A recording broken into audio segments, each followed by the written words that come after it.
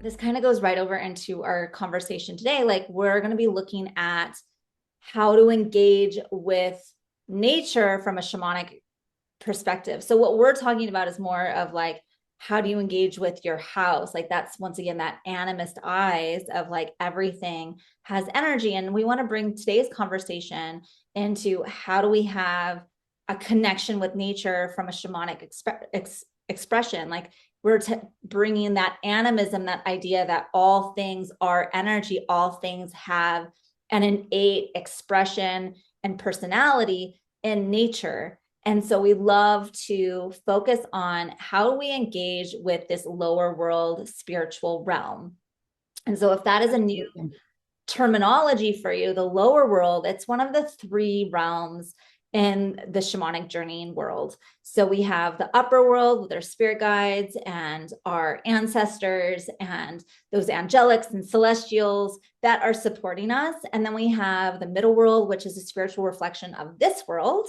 And then we have the lower world, which is really where our power animals, our spirit animals, those mythical creatures, the dragons, the mermaids, the fae folk, the gnomes, all of them live in the lower world. And when we can engage with them, it can be a really symbolic and metaphoric experience to kind of show you where your life is leading and going, and giving you those inspiration pieces directly from nature. And so thank you all for being here, for listening to our whispers of wisdom for today.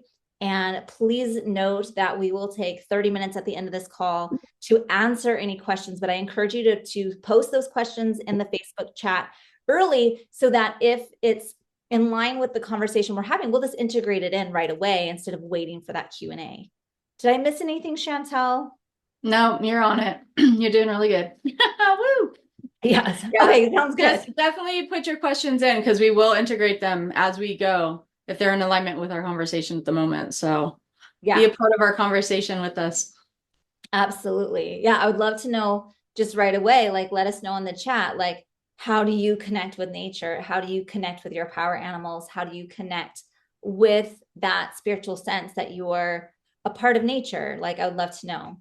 So I think we should, like, let's go ahead and start off with more of an in-depth description of who are the spirits of the lower world. Like, what would you expect there? So when we talk about the lower world, oftentimes we're talking about moving into non-ordinary reality. We're not in this physical plane anymore. We're going into that meditative trance-like state to move into the lower world. And the way we get there is by really feeling that we're moving through some kind of doorway or pathway or tunnel, or getting squeezed and moving into this other realm. And so it's really is a movement downward. And oftentimes with our cultural perspectives or societal norms, there's this energy that going down is bad.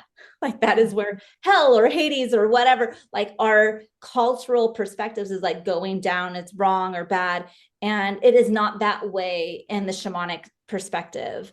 And so we have to kind of take that level of pressure of going down will be bad or scary or whatever, and take that off, because that that that doesn't exist in the shamanic world, and what you believe you will create. So if you are fearful of going down, you'll create that experience. Whereas if I go down and I'm connecting with the true earthy nature of the world, like this real connection with nature, with Pachamama, with Mother Gaia, it's a really positive experience, because ultimately we are part of nature. We are earthlings and of the earth, and therefore it's part of us, it's part of who we are. And to deny that aspect of who we are can be detrimental to our health and psychological well-being. Like, when we can recognize that we are nature and part of nature, one, we come to nature more respectfully, and two, that we can really honor that, our blood, our bones, our internal, our bodies are really created from these nutrients, that they're created from the ashes, dust to dust. Like all of this is interconnected. And so how do we remember who we are on that level? Yeah, really connecting with earth and nature, and taking the perspective of going to the lower world, it really is just, it's that mirror image of going into what we see here, but it's connecting with spirit animals, that vibration, all of that in a very energetic and tangible way, to then when you come back out of meditation and you see it in your day-to-day life, it's that reconnection of spirit and letting you know that, okay, you're being protected. Or do you remember that in your journey work? And so the messages and how they come through, but it's really connecting to nature and the nature within ourselves. Bless you. And so being able to really connect with the lower world and all that it has to offer. So for me, like, I love all the all the worlds. I love the upper world, lower world, and middle world, but I really do love the symbology of the lower world and how nature shows up and how we can really integrate them into our life, their messages and what they mean. And when you have a power animal or a spirit animal that shows up for you, you can identify what that animal represents. What does it do in its herd? What does it do as like its behavior, its traits, and all those things? And so it can really help to guide you in life so that you can recognize, like, okay, if I have, like, for me, my power animal is the lion. Well, that means I need strength. So I can pull for the strength on that. But it was the experience of going down to the lower world to really identify that my favorite animal was also my power animal. And so I think for a lot of people, when you think about going to the lower world, because of what you were saying earlier, that is like, you can't go down, and you absolutely can, because that's what the earth is here for. And we are these earthlings, and we are here to connect to her energy. And we are doing such a disservice to ourselves when we bypass the earth and nature and everything and don't even connect, by walking on concrete, going straight to work, not even taking in the energy around you as you're driving. Really, it's time for us to awaken to her energy and her trees and grass and birds and animals and everything, so that we are lifting ourselves up, which is really what this work is all about, is raising our vibration, raising ourselves up, our consciousness, our awareness, and tuning in to all the magic that's around us Yeah, and the absolutely. medicine that's around us. And I think that's a really good point, that there's medicine when we connect with nature. It's healing Mm-hmm. to be in nature. That's why, you know, grounding, earthing, walking, and forest bathing, and all of these things have gotten so popular, is because now there's so much more science around just connection with nature. Like, how do we connect with nature, and can we see it as medicine? Like, there's this ancient wisdom that has always been known, and now science has to go and prove it so that people actually engage with it. And I always find that aspect curious, of like, we've known this for millennia. We've known this for millennia. Like, yes, go get connected with nature. And recently this summer, I learned a new type of meditation that I think is really applicable. And it does, like, when you have a stronger connection with the earth, one, you lose the fear around earth. You can, when you sit in on the earth and in the dirt and on the grass, or on the bridge over the creek, or whatever it is, where you're really able to tap into these elements of nature, the fear goes away from it.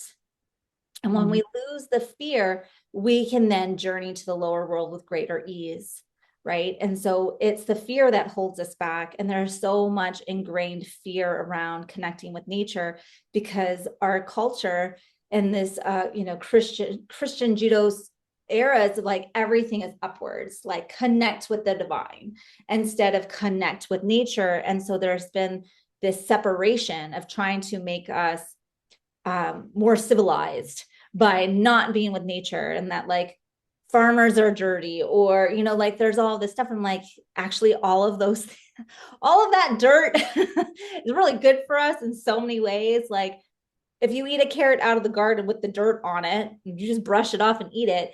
all of those beautiful microbes are going to feed your system versus the sterile carrots that you get at the grocery store. Like there's all these different levels in which we can connect with nature. And when I learned how to do a sit spot meditation this summer, I just had so many aha moments, and just having this meditation teacher explain what this meditation is and why she practices it. And I want to invite you, like, this is a really phenomenal practice, but it does take daily practice. And it's that you find a spot in nature, and the meditation isn't to breathe or to focus on any one thing. It's just so that you can meld into nature, to become the background of nature. And so if you have a spot outside, let's say it's in your yard, or ideally someplace where there's a transition from forest to meadow, creek to the forest, or something like that. Like those transitionary areas are where more animals and birds show up, as in those transitionary zones. And so if you find a sit spot there, the idea is to take 20 minutes every day for at least 21 days and let your energy meld into nature, become one with nature. So you're not necessarily focusing on any one thing, but you're noticing the sounds, you're noticing the earth beneath you, you're feeling the feelings of having that the grasses brush beside you, you're noticing the colors that are there. So it's just an awareness exercise. But as you let your mind slip into the patterns and symphony of the nature around you, and you're not focusing on it, that is when nature will present itself in its most glorious way, meaning the deer will walk out of the forest and not even see you, because your hormones and your auric field aren't projecting anything. It's just being one with nature. And so the wildlife will show up for you in a more powerful way, because there's no need for it to show up. There's no expectations. And so the animals of this reality start showing up, and not, and perhaps even getting really close. But the moment you think, oh my God, there's the deer, that's when they'll notice you and go away. Like they're noticing your energy. If you are one with nature, all these possibilities open up to allow that beauty of oneness with nature to be fully present. And the moment we come back into our ego, the moment we come back into our humanness, is when that reality crumbles. And so the goal of the meditation is just to sit for 20 minutes a day and practice being nature. I love that. And that was actually what I was writing to, was connecting with nature connects it, like us connecting to nature through our senses influences our own intuition. And so it's like, Emily, I was just going to throw this question out because she's curious if having a stronger connection with nature makes it easier for a person to journey to the lower world as opposed to journeying to the upper world.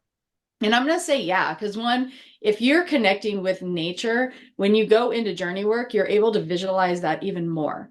The vibrancy of your journey is going to show up because you know what it feels like, what it's connected to, and everything. But with what Christine is talking about, with going and just sitting in nature for that 20 minutes and becoming one with nature, it's like you're actually transcending beyond the physical, and you're going into that energy that is where the spirit, the animal spirits, the tree spirits, the water, everything becomes one with you.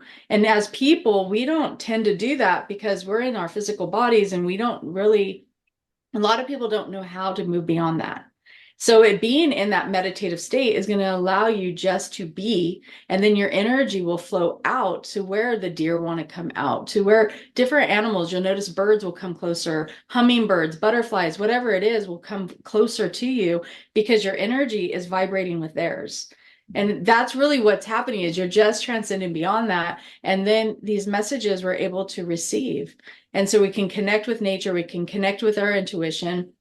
Our guides are going to connect with us. All of these beautiful things start to happen because we're lowering our expectation. We are allowing ourselves just to be in the moment, and our minds aren't chattering. Our heart isn't, all these things are just happening within our physical body that allows us to really tune in and connect. And so when you're also sitting in that, the earth is providing us with these really positive ions that helps to um, balance out the body. It helps to like take away the static, you know? And so we're able to release more, we're open to it. And then when you leave, you feel amazing because you've been connected with this, the medicine of nature, as we were speaking earlier, that we can't all get when we're sitting in our house, where we're sitting at work, when we're busy and we're on the go all the time, because you really do have to take that time out to sit and to be in that meditative thought and connect with everything around us. And I love how this also connects back to lessons from Sensei Asui, or the founder of Reiki, and the fact that he was in nature for 21 days. We all like, I feel like that piece of it is kind of skimmed over. Like, he fasted for 21 days, he suffered for 21 days. And then, like, he was in nature for 21 days practicing mountain asceticism. He was on the land, on a sacred mountain and in nature. It wasn't like he was practicing in a temple. He was in nature, and it was all day, every day for 21 days. And I think when I first got introduced to the sit spot meditation concept, I was like, oh my God, that's what Asui was doing, right? Like that is the practice of mountain asceticism, is being one with the mountain. And what does that look like? And so if you are listening and are a Reiki practitioner, how do you connect with nature? Like, he wasn't doing a Buddhist practice in the temple for the most part. He was out in nature. He was sleeping in nature. And so I just love that piece of it. And it really is motivating me to going, okay, well, maybe I can't take 20 minutes a day, but can I take 5 minutes? Mm-hmm. Can I take 5 minutes and go outside and watch the sunrise and do some sun gazing and give my offering to the spirit of the sun, to give gratitude for the new day? Like, how can I engage in this ordinary reality, and knowing that those nature connections are going to enhance my connection with non-ordinary reality, that spiritual realm, and my connection to the lower world? Because it's like everything is metaphoric, everything is symbolic in the lower world. And how can we say yes to that experience? How can we let our spirit meld with the earth and let it slip down into the spiritual world of the lower world, so that we can connect with our power animals, connect with spirit animals for messages and meaning in our life? And I just love that ability to know that it's accessible. It's accessible to us. And I would love for people just to have that connection with nature once again. I feel like if we all were taking even just 5-10 minutes a day to connect with nature, our world would be a better place. It would be a better place. Absolutely. Yeah.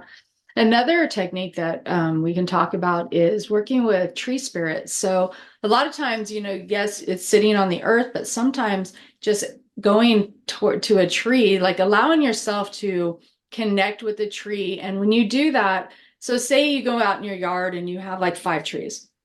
You can close your eyes and ask, what tree wants to work with you, right? You will feel some energetic connection, or maybe the wind will pick up and those leaves will blow more, or there's going to be something that is going to tune you into that energy. And then that tree wants to work with you. And when you walk up to that, you are connecting your auric field with that tree's auric field, right? But it's asking the permission to work with it.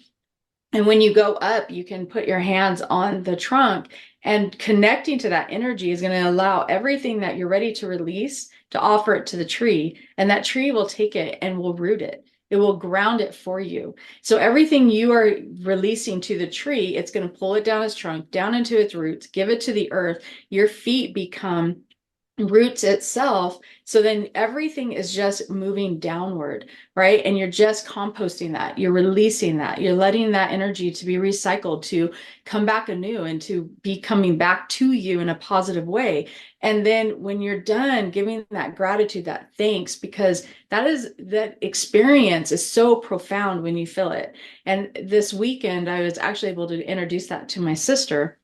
And I told her, go. We went and did some like mother wound energy, like healing and, feminine healing and stuff like that. And so I was like, just find a tree. And it was interesting because I went and I did mine and we weren't really like seeing each other, but I found this tree and I went to the certain spot of the tree and I did my work. And then it was her turn. And she literally went and stood at the same tree, same spot. And I was like, oh, we're releasing like the same energy. And I just thought that was really like, that was just amazing to see. But that tree, when I asked which tree in the park wanted to work with me, that tree all of a sudden its leaves were like it was blowing in the wind, and I was like, all right, I see you.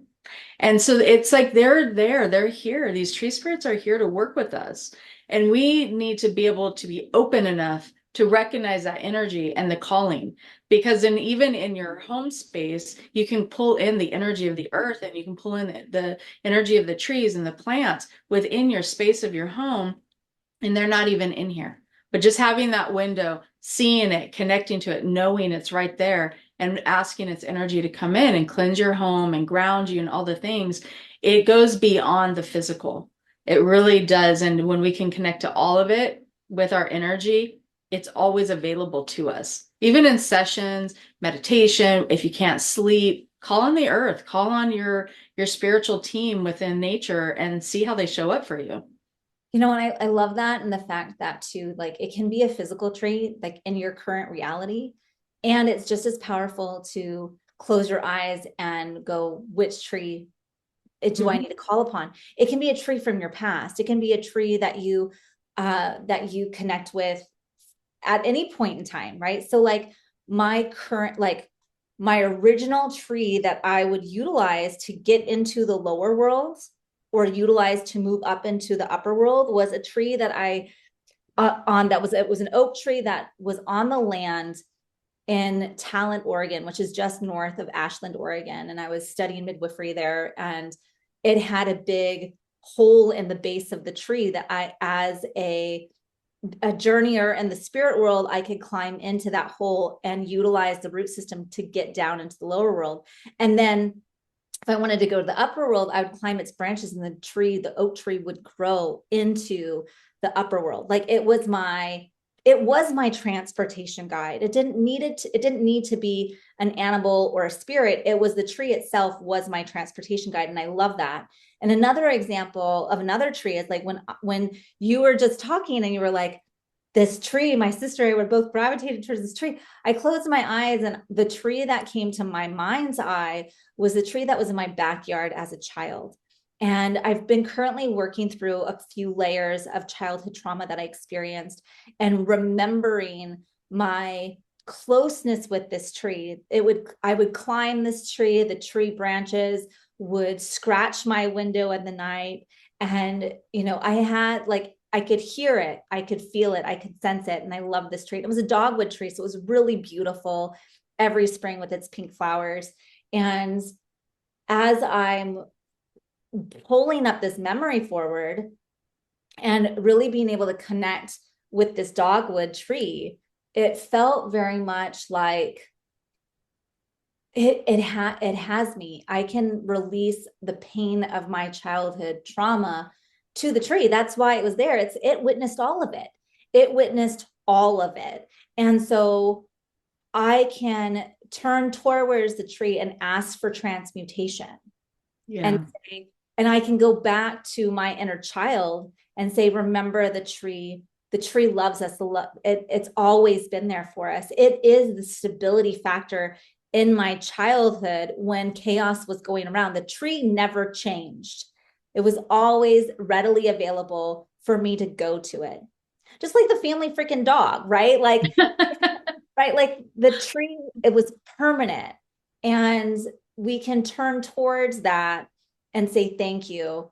And I come back again and again to release that childhood trauma, knowing that as I hug the tree, as I climb the tree, in my inner child mind's eye, all of that trauma can be absorbed in the tree and move it down into the roots where it can compost, it can be transmuted. And I think that's the other thing that oftentimes we forget is that the earth will take the good, the bad, the ugly, as well as all the love and light, right? It can compost it all. So if I throw a perfectly good apple in the compost, it's going to treat it the same as if it was a rotten apple. It's going to take all of it and compost it into this nourishing soil. And so we can return again and again and again to earth and say, take what no longer serves me. And the earth is going to say, yes, please, and thank you. I'll take all of it. And I love that so much, because oftentimes we're afraid to release our heaviness because we don't want it to damage whatever, wherever we're releasing it. And the earth says, yes, please, and thank you every time, every time. That is such a great, like, that's why meditation and visualization is so powerful. Because like you're just sitting here right now doing all that work, and nobody even knows that you are there with your tree releasing and what needs to be offered to this tree. And that is how powerful that is, that and how quick that was. Right. Like So this, people like think this, so like fast. it's this big thing that you got to do, and it really isn't. It's tuning in and allowing whatever's supposed to come to you, whether it's a visualization of a tree or a plant or whatever. But when that comes forward, tuning into what you feel and what you are ready to let go of, and having that connection. And that's where the visualization comes in, the meditation, connecting with something in like in nature, in your real reality of nature, and bringing that into your meditative state, because then it's always there and always available. And you can always connect to it at any point. Yeah. And right there, you did like a minute, if that. Well, and I think that's it. Like time is an illusion. The spiritual Yes. doesn't need to be, it doesn't need to be anything. It doesn't, I think there's so much of like, we have to meditate for X amount of time for it to work. And it's, yes, like time is an illusion. And so if I can just pull up that tree in my mind's eye and see myself and my inner child self connecting with the tree and knowing that it's occurring, I could stay in that space for an hour or 60 seconds and it doesn't matter. It's the knowingness that it is done, it is done, it is done. And Yep. so how can we accept that the work is done when we see it done, right? And it's really interesting. Like, I feel like you never know when these layers are ready to peel off and heal. Like, we can't predict what's going to be ready for healing until it kind of is in your face, right? And so I'm in this I don't know, this energy right now where I've got these childhood layers that I didn't even know were an issue being pulled back and going, oh, tree witnessed all of it. I can be here with tree. And whether it was this trauma or that trauma or whatever trauma it was in my childhood, and going, the tree was always safe, the tree always protected me, the tree was always reminding me it was there, and I'm safe in that. So noticing what tree was in your childhood, what tree did you love to climb? How can we, because I think there's a piece of this, of being able to journey to the lower world when we have a connection with our inner child. When we can allow our mind to be imaginative, that imagination, that playscape in our mind's eye is what utilizes divine inspiration to communicate with us. It's going to bring forward that energy of communication from spirit. And when we dismiss what our mind is trying to bring forward, that imagination. So I can imagine the tree, I can imagine my inner child, I can imagine these things happening. And did I intend it? No. I was inspired by it. Notice the difference. When we're intending it, there's some oftentimes a limitation of our ego in our intentions, versus divine inspiration is really saying, this is a limitless potential. What's here? And so when we move through the stages of empowerment, when we move through the stages of awakening, we're giving ourselves the opportunity to say yes to whatever is showing up and leaning forward into it. And when we can say yes to that imagination, eventually you're like, well, I had no idea that was going to show up that way. Like, I had no idea that this dogwood tree would come up in this conversation. There was nowhere in my notes that I said talk about the dogwood tree. It was not like, this is the organic nature of when we are in union with spirit, how it can communicate with us. And we're doing ourselves a disservice by dismissing it. How can Mhm. we step into that space of childlike play and wonder and say, whatever is going to show up is going to show up, and it's meant to be that way? I And think love. a lot of people too, a lot of people have like self-doubt, and the question is always, how do you know? How do you know it's not your ego? How do you know you're not creating it? How do you know? And it's okay. It's like, get into that playfulness of yourself, allow your imagination to start, because you got to start somewhere. So once the imagination is free to play and to be open and you can see all these things, there will become a moment, like Christina's saying, where that divine inspiration will come through, and suddenly you realize, I didn't do that, I didn't think that, I didn't create that. And then you can work with that energy, because that's what it is. But we have to get out of our own way first. We have to get out of self-doubt, we have to get out of criticism, we have to get out of those limiting beliefs that this isn't real, I'm just creating all of this. And what if you are, what if you are creating the whole thing until that moment, but all of those messages were still messages you needed to receive? If you see yourself as your inner child and there's something that is being played out in your imagination, there's something there. There's nuggets of healing that are ready to be released. And then when you're open to that, and now that energy, the divine or your higher self, however you want to put it, comes through and expands that healing, expands that vision. That's you doing the work. And that energy work is so powerful. It's more powerful to me than what we can do in our physical. So, like, if I have a conversation I need to have with someone, I energetically have that conversation.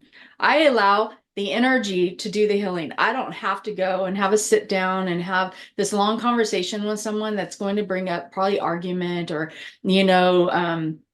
conflict between you and the other person. I let it happen energetically. If a conversation needs to be followed up with that, fine. But I always start with the energy part. Let me have this conversation with their higher self. Let me put that healing energy out there and work with my power animals, work with, like, give it to the birds or give it to whatever you want to work with, to allow it to fly, to allow it to go, to allow it to be released. Because when we're doing that work, we're rewriting our contracts.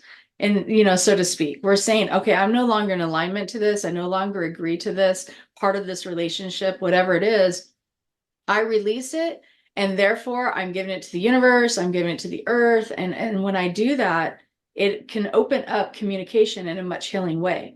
And sometimes we really are assuming that the other person is equally as upset or whatever as we are. And that's not always the case either. So it's like, you can feel like, I need to go have this conversation. And then they're like, what are you talking about? Which creates, discord anyway. So having it energetically really helps you to be in your own power by releasing what you need to, whether that's writing it, meditating on it, thinking about it, however you choose to let it go. But it is that feeling, that energetic release. And we speak about that often, but it is so powerful to be able to do that. And when we're in that place of releasing, we're not sitting with closed fist. We're opening it. We're allowing our heart to open, our mind to open, and our hands to release, so we can start to receive healing and love and abundance and all the things that we limit ourselves with. Yeah, I love that so much. Um, there's just such a beautiful space that nature can offer us. And the lower world often shows up very symbolically. So Mm-hmm. when we're connecting into the true nature of the lower world, everything is symbolic. Everything is symbolic. So if you are connecting in with the lower world and you see a certain color, it's symbolic. If you see a specific type of flower, it's symbolic. If you have some, like, do a exploration of the lower world, the journey itself is answering the question. They're not going to talk to you directly necessarily. And I think that's the biggest difference I see between the lower world and the upper world, is that the journey itself, they're going to bring you on a path that's going to give you the answer by the path, the journey itself, versus here's an answer. Here's me communicating with you. And that, once again, is like a push into trust the process versus it has to be a certain way. And I think this is why some people connect easily to the lower world, because they're used to living in metaphor, used to living in symbology, and trusting that everything showing up in their life is symbolic or synchronistic in some way for a reason and purpose, versus people who are really comfortable in the upper world, where they really want it to be direct and forthcoming, and it be an answer versus this symbolic route. And so when I journey to the lower world, it often is because I specifically want to get out of my head. If I have a question for spirit and I have an egoic attachment to what the answer is going to be, then I'm definitely not going to the upper world. Right. Like, I need this to be so abstract and so outside the box so that I can interpret it through symbology. So there's no way my ego can get involved. That's Very true. that's when I go to the lower worlds. Yeah. I trust them to offer me an experience or vision that's so outside the box that I can't interject my ego. Mm-hmm. Because the lower world is, with the symbology like you're talking about, it is like every color represents something, every shape, everything that you see. Like when we teach it to our students, it's like everything that you experience is a message to you. So it's just taking it and being able to interpret it, to decode it, to sit with it and allow your intuition to have a conversation with you. Why were you seeing such and such, whatever it is, And so it's like suddenly water shows up, or the roots of the tree, or certain animals show up, What do they mean? If you see something that's low to the ground, that's typically like maybe you need to do some grounding, some earthing, you're connecting with your inner self. If you see birds everywhere, it's having that higher perspective. So it's just recognizing what they mean. And earlier, for the analogy of like a lizard losing its tail, and it was like, okay, so here if you see a lizard and its tail's been cut off, but that that's going to grow there, that's that death and rebirth process that we go through. So seeing that in nature, in your journey work, is really noticing too, how do they come up? Because that is telling us that yes, we might be letting certain parts of ourselves die away, but it's because there's this rebirth that is happening for us. And so even those things that are symbolic like that aren't scary. It's just awareness. It's just for us to have this understanding. And when we are in our fear, then every message is going to be fearful. But when we're just in this abundance of, I just need to know, and that awareness of knowledge and wisdom, that's what comes forward, is that higher level of thought and consciousness and connecting to yourself. Yeah. I think one of my favorite examples of this is years and years and years ago, like probably, close to like 8-9 years ago, I had a client who came to see me, and in my mind, it was kind of a superficial question, like, should I be with this guy or should I be with this guy? Like one of those types of questions, and really trying to put me in a position of being a psychic, which I'm not. Like I would never consider myself a psychic and doing readings to predict future. Like that's not what I offer. And yet here I have this client, like, should I be with this person? And one, spirit in general doesn't like should questions. Like they don't care. They want you to learn the lessons and the life contractual agreements that we came in with, versus how long should this take? Should I be here? Like all of those shoulds, like it doesn't matter. So when I had this client come and be like, should I be with this person? I was like, let's go to the lower world, because my ego or her ego was going to get in the way, right? Like I needed to see it in such a symbolic way that felt organic and original, versus then our projections are going to show up here, right? So I brought her to the lower world, and what I saw was a treasure trove, like a treasure chest. And in the treasure chest were all these little figurines. And so it was full of these figurines. And then I was like, well, is it this person? And I saw from the treasure chest, one of those figurines rise up and then drop and fall back in. And then it was, is it this person? And we called their name, and that figurine rose up and dropped back in. And then I gave it a moment. And then from the depths of that treasure chest, a third figurine that we weren't even considering rose to the surface, and it was glowing and it was bright. And it was like, oh, this It's person, neither one of them. it's neither one of them. And it's not in your perception as of yet. This person isn't in your world yet. There's other things, like, don't rush it. Like, no, like the two people that you're considering aren't it. And be patient. The third is being prepared for you. You are being prepared for them. There isn't a rush into this. It's just there's a process that's happening, but your person isn't here yet. And so by being able to see it in that symbolic, metaphoric way, she was able to really hear it first off, versus had I gone to the upper world where it would be like, no, no, if they're coming, she might not have really believed that. The words would have been restrictive, versus symbolic allows us to interpret, right? And when we do lower world work and it shows up in this way of very symbolic, it's clear that it's also not like the practitioner's projection either. Like, I don't freaking care. Like, it's your love life, right? So I really appreciate how the journeys of the lower world really are symbolic, and that we have this opportunity to interpret, and it's up to your client also to do the interpretation. Absolutely. Because we can interpret it all day long, but if it doesn't align or it's not in their scope, they're not going to receive the message anyway. So it's really bringing our clients in and saying, okay, you got to be a part of this. What does this mean to you?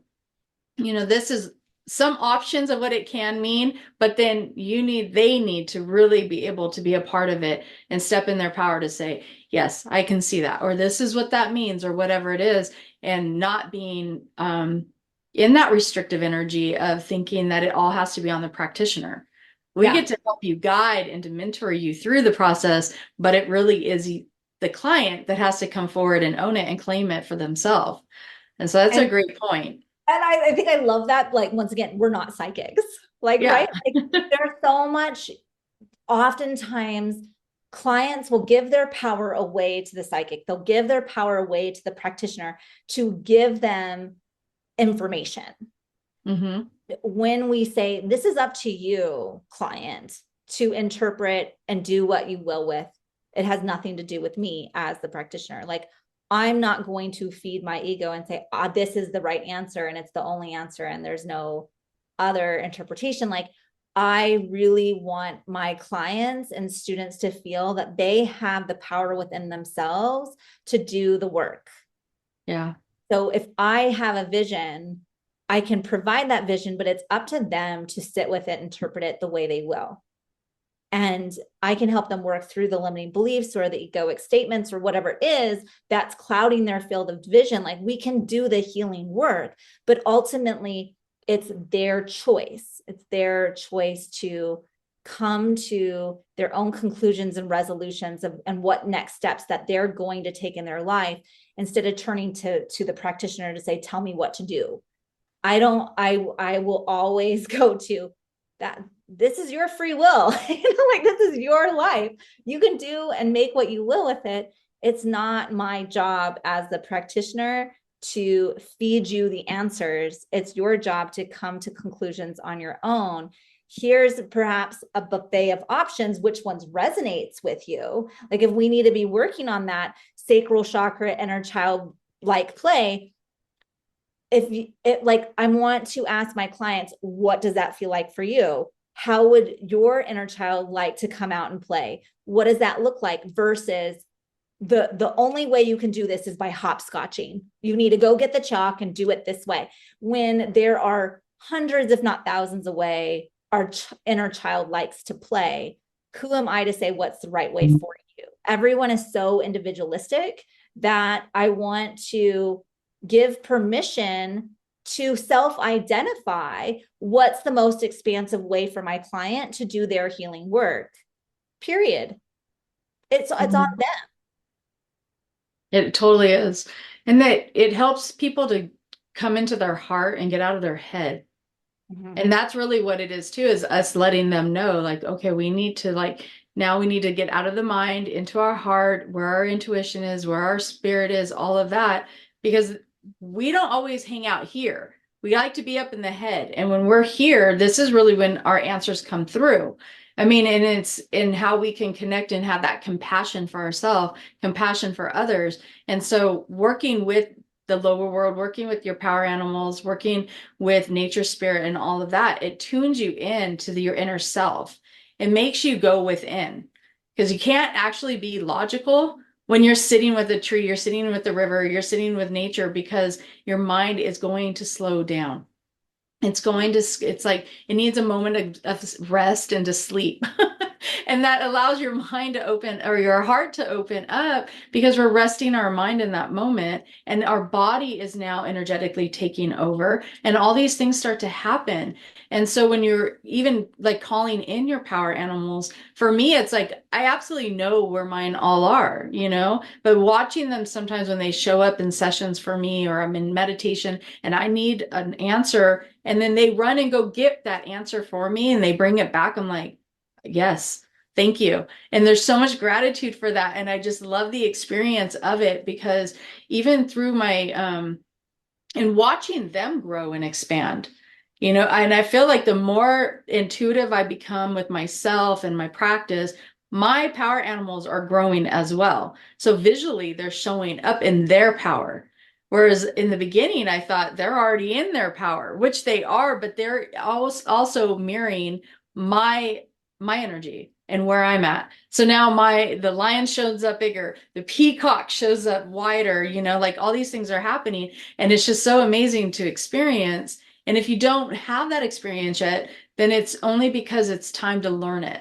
And that's really what this conversation is it's time to learn and to allow ourselves to be in the energy of nature and the energy to go to the lower world, to be able to do this practice, to know that it's safe, to know that there is so much out there for us to do, and that medicine is there for us when we're tuning into the tree, when we're turning into the animals around us. You know, for example, like I've never had cats and now I have cats. It's like the universe said you need cats because you need protective energy in your home, and now I have these cats that chase me around all day long. And it took me a minute to like integrate them into my life and my family, because they're two new animals that are running around my house that I'm not used to having, but there is so much purpose in them that when I start to do work, I have one that talks. So she will meow at me the moment I start to do any work. And I'm not like, I'm quiet, right? But the moment she feels me go into meditation, she comes out. And what I feel in her, she is chasing away anything that does not serve me, making sure that her voice is heard. And the other one, she like transmutes the energy. So she's quiet. She just hangs in the space and you know, takes energy. And so that right there, just noticing their purpose in my home, that is because I did the work in the energy field to say, okay, I'm ready for these animals to show up in my reality. Completely unexpected, but they're here. And you know, but when you can see it and recognize it, how is nature showing up for you? And suddenly these new animals or whatever, a bird that keeps coming to you every day, notice how that what that message is. You know, if you keep seeing the same animal, there's a purpose for that. There's a reason. Yes. Yeah, I love that. And we're going to be talking more about that next week on Mhm. how nature spirits communicate with us in our everyday waking reality. So I'm really excited by that. There's so much more that we could get into just on that topic. Like that's a whole other conversation, and we're going to do it. It's on the schedule. It's happening. And knowing that we all have access, I think that's it, like have a takeaway from this conversation, but also know that we all have access to nature. Even if you live in a site like a high-rise apartment building and you have a potted plant, tune into that potted plant. If you have a park nearby, go to the park. Like I just happen to live in Montana where, yeah, I have a creek on my property. I have goats on my property. I have chickens on my property. I can look outside at a field of deer every day. And I live in a co-housing community with like 42 other families. Like how like I just happen to be in a really beautiful part of the country where nature is very accessible to me. It's not hard for me to walk even 100 feet and feel like I'm totally immersed in nature and be connected to my power animal. Like there's bear scat all over the place right now. My goats are kind of freaking out because they can smell them. Like I have this other layer going on, and you don't need all of that to connect with nature. How are you going to say yes to nature this week? That's what I want you to do as your soul assignments from watching this, is going, how can I connect, whether that's on a daily basis or a committed time that you're going to make this week to say, yes, I can connect and tune in with nature, knowing that in that practice, I can trust nature. I can trust that nature is going to show up for me in a healing way. And then I can offer it my releases. I can let it, whatever is heavy on my heart, let it go. Take that moment to come out of your logical mindscape and settle down into your heart space to say, I am worthy of healing and I can be okay in nature and trust nature. And right there's so much fear around nature oftentimes because it can be the unknown for so many people. And to say like, I'm safe now. Like I see this a lot of times in my community because everyone's scared of the bear. The bear this year has 2 cubs, and I'm so like comfortable with the bears in our area, and I'm like, they're fine. They're fine. She's okay, and she has slept on this land for decades. Who am I to say that she can't sleep on our property? Like this is her home just as much as it's my home. I've actually encroached on to her habitat, not the other way around, right? So let the bear be. Like we don't need to feed her the apples, or we don't need to give her an offering from one of the goat babies or anything of that nature. But can we just respect that this was her home before I got here and just let her have her space? And so she's got this really beautiful cove and our choke cherries where I know she goes and sleeps. Like you can see that she's patted it down and she sleeps there. And it's like 20 feet away from the goat pasture. And I'm like, well, no wonder the goats are freaking out right now because she is there. She is so close and she's got 2 babies this year. Can we just say, like, wow, congratulations, mama, you brought 2 new babies into the world. Have a safe place to land at night. Like you're safe here. And you do you and we'll do us, and we won't bother each other. Like I can be respectful in your space and she'll be respectful in mine. And this is where I love to do the journey work of like, this is middle world work. This is like, there is a spiritual reflection where I can talk to the higher self of this bear spirit and go like, here's your safe space. Please respect our safe space and don't go eat our goats. Right. Right? Don't attack our children. But Right? Like really there's just that piece. there is that piece. Well, a couple of tips, when you're talking about the house plant is definitely that if you don't have nature accessible to you, get house plants. Start working with them. Bring the energy into your home. Taking your shoes off, walking barefoot on the dirt, on the grass, even if you have to drive to a park. I'm a barefoot person, always have been. And so it's funny how many people are like, oh my gosh, you're barefoot. And I'm like, yes. And of course I have shoes where I need to have shoes, but the majority of my time I'm barefoot. And then when I encourage them to take off their shoes and walk on the dirt or whatever, it's like the first time they've ever experienced that, but they can feel the energy. They feel that shift if they allow themselves to.